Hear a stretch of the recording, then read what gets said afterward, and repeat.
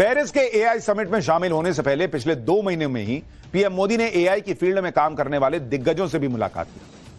जैसे 28 दिसंबर को perplexity AI के सीईओ अरविंद श्रीनिवास से पीएम मिले थे। 4 जनवरी को इंफोसिस के पूर्व सीईओ एमडी विशाल सिक्का से मिले। 6 जनवरी को पीएम मोदी ने आईटी सेक्टर की दिग्गज कंपनी माइक्रोसॉफ्ट के भारतीय मूल के सीईओ सत्या नडेला से मुलाकात की थी। 7 जनवरी को पीएम ने अमेरिका के तत्कालीन national security advisor Jack Sullivan से मुलाकात की थी। दोनों के बीच डिफेंस सेक्टर में एआई के इस्तेमाल पर बात हुई। बॉस, आप नरेंद्र मोदी का होमवर्क देख रहे हैं। एआई पे समिट में शामिल होने फरवरी में जाना है, उसके पहले एआई के लिए काम करने वाले सारे बड़े दिग्गजों से मिलकर अपना होमवर्क करके गए वहां पे। यह है नरेंद्र मोदी और देश के बाकी नेताओं का अंतर। राहुल गांधी वहां जाके क्या करते हैं, मोदी कैसे होमवर्क के साथ देश को आगे ले जाने के लिए काम कर रहे हैं। पीएम मोदी से मिलने के बाद परप्लेक्सिटी के एआई के सीईओ अरविंद श्रीनिवास ने कहा था कि एआई को भारत में फैलाने के लिए पीएम मोदी से शानदार बातचीत हुई।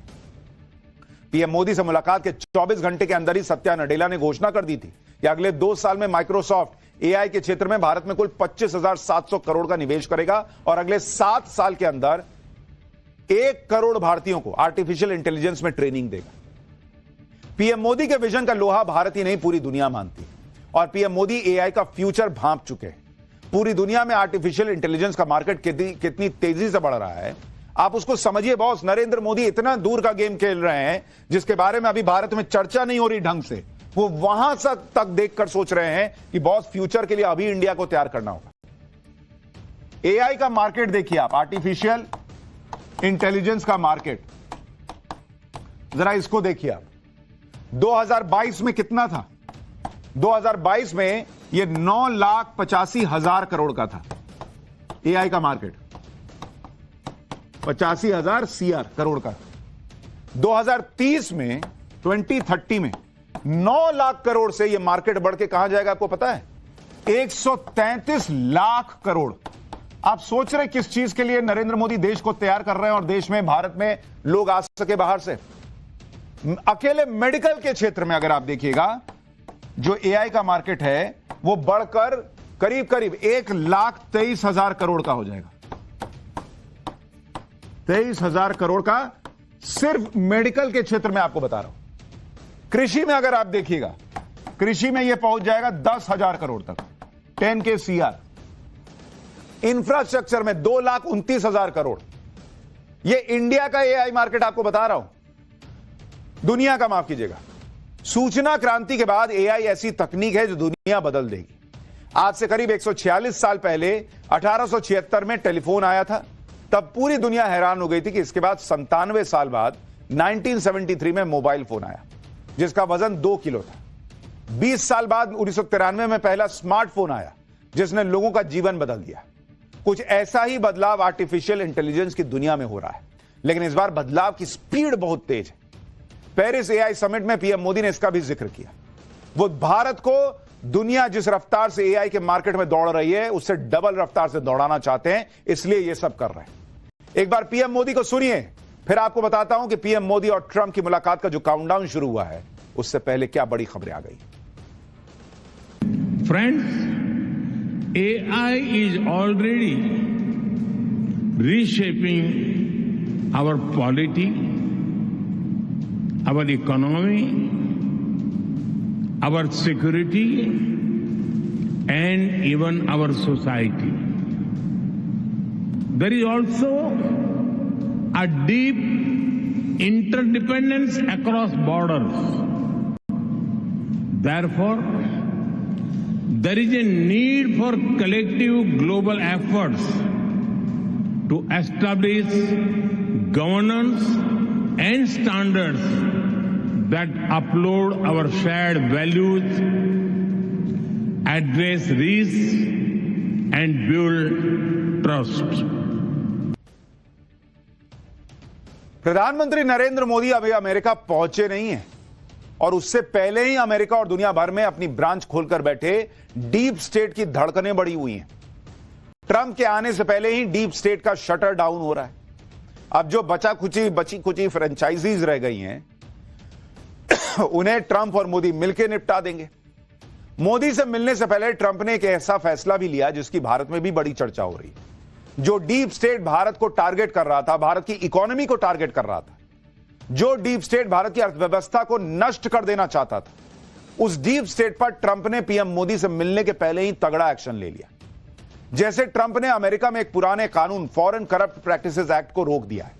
अमेरिका में डीप स्टेट दूसरे देशों की अर्थव्यवस्था में खलबली मचाने के लिए इस कानून का इस्तेमाल करता था।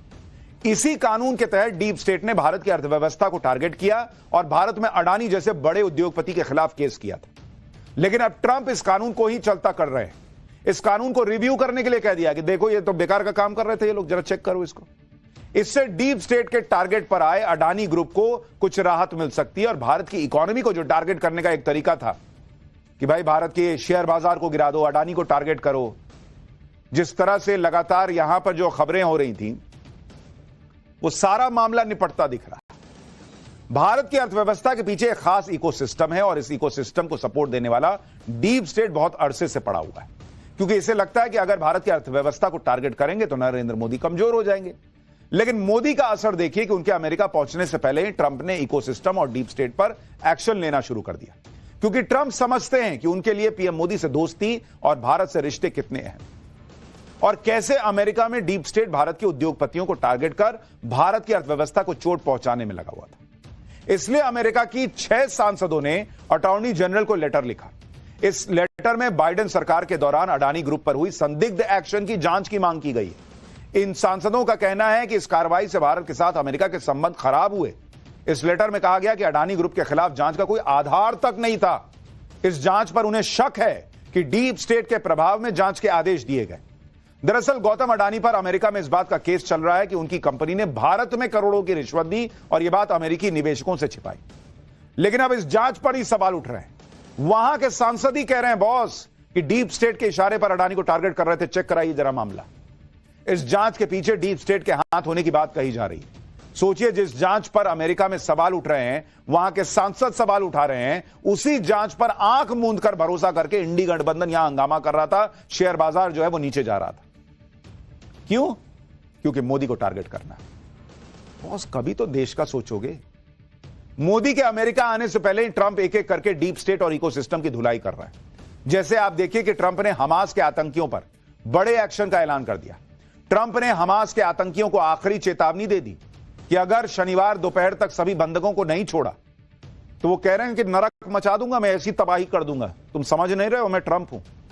ये उन लोगों के लिए भी झटका है जो भारत में गाजा को लेकर छाती पीटते रहते हैं। यहां पर फिलिस्तीन चिल्लाते हैं और भारत के दोस्त इजराइल के खिलाफ बोलते हैं।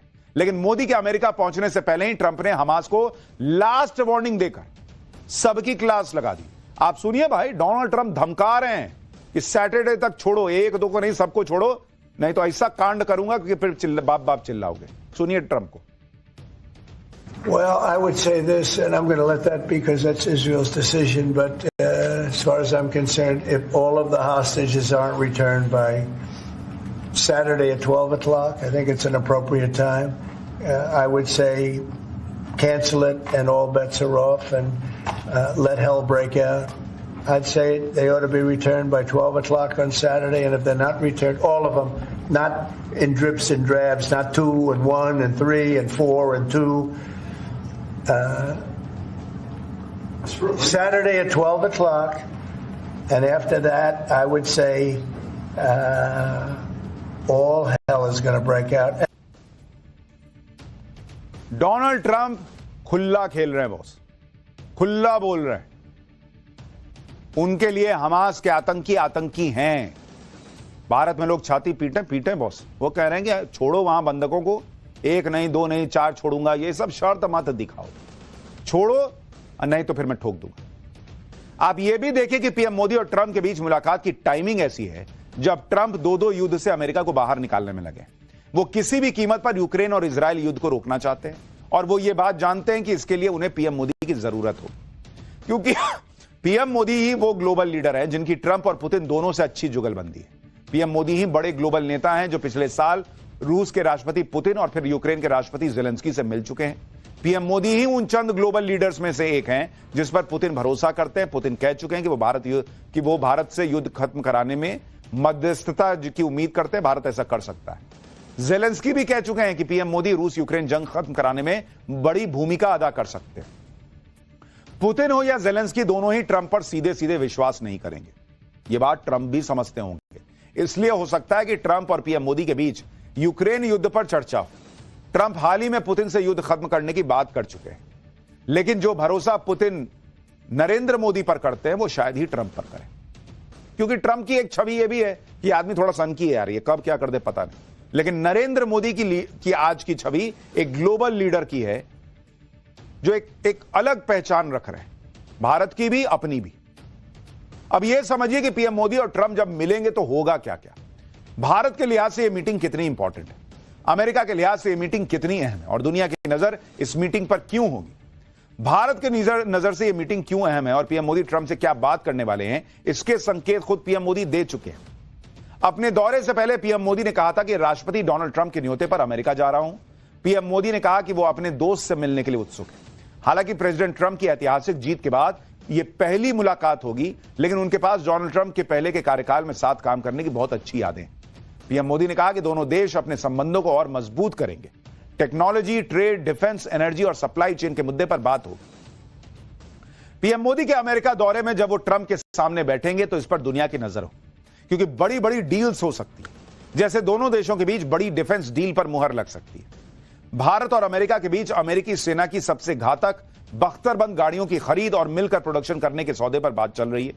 इसके साथ ही फाइटर जेट्स के इंजन को लेकर भी डील फाइनल राउंड में पहुंच गई है। दरअसल भारत और अमेरिका के बीच अमेरिकी कंपनी जनरल डायनेमिक्स की स्ट्राइकर बख्तरबंद गाड़ियों का मिलकर प्रोडक्शन करने को लेकर लंबे समय से बात चल रही है, जिनका इस्तेमाल अमेरिकी सेना भी करती है। सूत्रों के मुताबिक डील के तहत भारत अमेरिका से anti tank guided missile system से लैस 100 से ज्यादा स्ट्राइकर्स खरीद सकता है और भारत में ही उनका प्रोडक्शन शुरू कर सकता है। इसके अलावा भारत में फाइटर जेट इंजन के प्रोडक्शन पर भी दोनों देशों के बीच 2023 में डील हो चुकी है। इस डील को फाइनल करने के लिए HAL यानी हिंदुस्तान एरोनॉटिक्स लिमिटेड के अधिकारी आने वाले हफ्तों में अमेरिकी अधिकारियों और अमेरिकी कंपनी जनरल इलेक्ट्रिक की एरोस्पेस यूनिट के अधिकारियों के साथ बैठक करने वाले हैं। पीएम मोदी के अमेरिका दौरे से पहले राष्ट्रपति ट्रंप कह चुके हैं कि फेयर ट्रेड रिलेशनशिप बनाने के लिए भारत को अमेरिका से ज्यादा सुरक्षा उपकरण खरीदने चाहिए।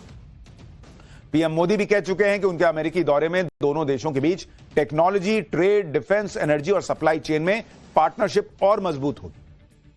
पीएम मोदी और ट्रंप के बीच भारत में अमेरिका से LNG यानी लिक्विड नेचुरल गैस इंपोर्ट बढ़ाने पर भी बात हो सकती है, क्योंकि मोदी की अमेरिकी यात्रा से पहले ही भारत और अमेरिकी तेल कंपनियों में इसको लेकर बातचीत चल रही है। भारत दुनिया का चौथा सबसे बड़ा LNG एक्सपोर्टर देश है। अभी कतर के बाद अमेरिका भारत के लिए LNG का दूसरा सबसे बड़ा सप्लायर है। वर्ष 2023 में भारत ने अमेरिका से करीब 30 लाख टन LNG इंपोर्ट किया था। अब अमेरिका से भारत और ज्यादा LNG खरीद सकता है, क्योंकि ट्रंप ने LNG इंपोर्ट परमिट पर प्रतिबंध हटा दिया, क्योंकि अभी जो कहा मैंने, इंपोर्टर देश है भारत, बड़ा इंपोर्ट करता है।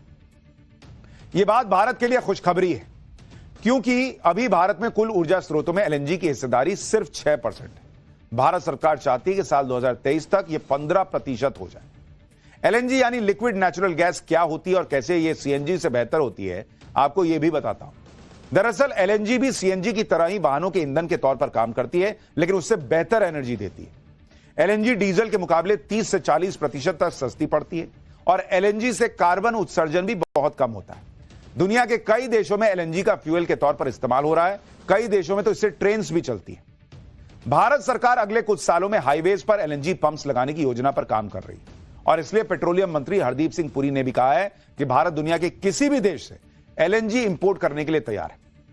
मोदी और ट्रंप की मुलाकात उस वक्त होने वाली है जब डोनाल्ड ट्रंप के टैरिफ वॉर की धमकियों से भी दुनिया सहमी। ट्रंप ने मैक्सिको, कनाडा, चीन पर टैरिफ लगाने का ऐलान कर दिया था, लेकिन भारत पर अभी तक कोई टैरिफ नहीं लगाया है ट्रंप ने। इस मामले में भारत को लेकर ट्रंप के स्टैंड पर अभी भी आशंकाएं हैं, जिस पर कई बातें ट्रंप और मोदी की मीटिंग के बाद क्लियर होंगी। जैसे ट्रंप ने स्टील और एल्यूमिनियम पर 25% टैरिफ लगा दिया, तो इससे भारत को नुकसान होगा, क्योंकि भारत से स्टील, एल्यूमिनियम अमेरिका भी खरीदता है। टैरिफ लगाने का मतलब यह है कि सामान का महंगा हो जाना और डिमांड का घट जाना, जिससे सप्लाई भी कम हो जाएगी और इससे भारत को नुकसान हो जाएगा। ट्रंप इस बात पर जोर दे रहे हैं कि अमेरिका से जो भी सामान बाहर के देशों में जा रहा है, वहां पर उस सामान पर लगने वाला टैक्स कम, जिससे अमेरिका का सामान वहां ज्यादा बिके। ट्रंप चाहते हैं कि अमेरिका का दूसरे देशों के साथ ट्रेड में बैलेंस बने। जैसे भारत को अमेरिका करीब $73 बिलियन का सामान बेचता है, लेकिन भारत से करीब $119 बिलियन का सामान खरीदता है। अमेरिका भारत से लड़ नहीं सकता, क्योंकि अमेरिका के लिए भारत इसलिए भी जरूरी है क्योंकि चीन से डोनाल्ड ट्रंप को लड़ना है। यह बिना भारत के मदद के मुमकिन नहीं है। इसलिए मोदी ट्रंप के बीच में यह बातचीत हो सकती है कि एक दूसरे का नुकसान किए बिना कैसे कोई ट्रेड डील की जाए जिससे दोनों देशों का फायदा हो। इसलिए आप देखिए कि मोदी ट्रंप मुलाकात से पहले ही भारत ने हाई एंड बाइक्स और लग्जरी कार पर इंपोर्ट ड्यूटी को बजट में ही घटा दिया। ये बाइक्स और कार ज्यादातर अमेरिका से आती थी, यानी नरेंद्र मोदी सरकार ने भी डोनाल्ड ट्रंप को फीलर भेजा कि भाई देखो मैं तुम्हारी समस्या क्या है समझ रहा हूं। कहा जा रहा है कि भारत कई सेक्टर्स में अमेरिका से आने वाले उत्पादों पर टैरिफ में छूट दे सकता है और खरीद को बढ़ा सकता है। ट्रंप को भी मार्केट चाहिए, भारत से बड़ा कोई मार्केट नहीं मिल नहीं सकता। इसलिए ट्रंप अपने टैरिफ वॉर में भारत को लाने की गलती नहीं करेंगे। टैरिफ को लेकर जो भी मुद्दे हैं वो मोदी ट्रंप जब आमने सामने बैठेंगे तो ये मसले आसानी से सॉल्व हो जाएंगे, क्योंकि डिप्लोमेसी में लड़ना भिड़ना नहीं चलता। डिप्लोमेसी में गिव एंड टेक चलता है, जिससे दोनों देशों का फायदा हो। डोनाल्ड ट्रंप को पहले ही पता है कि नरेंद्र मोदी जो है वो टफ आदमी है, वो भारत का हित तो छोड़ेंगे नहीं। इसलिए ट्रंप ने चीन को तो टारगेट किया, कनाडा को टारगेट किया, लेकिन भारत को नहीं किया। उनको पता है कि मोदी से बैठकर बात करनी होगी। पहले ही टैरिफ वॉर शुरू कर दूंगा मोदी के साथ तो फिर मोदी कॉम्प्रोमाइज नहीं करेगा, फिर तो बड़ी दिक्कत हो जाएगी। इसलिए मोदी और भारत को नहीं छुआ डोनाल्ड ट्रंप ने। अब दोनों मिलेंगे। दोनों की मुलाकात 13 तारीख को शाम 4:30 बजे अमेरिकी टाइमिंग से होनी है, यानी उस वक्त भारत में 14 तारीख के सुबह के 3 बज रहे होंगे। भारत में होगा वैलेंटाइन डे। अब वैलेंटाइन गिफ्ट कौन किसको देगा दोस्ती वाला, वो तो भगवान ही बताएगा, समय बताएगा, बताएंगे आपको हम।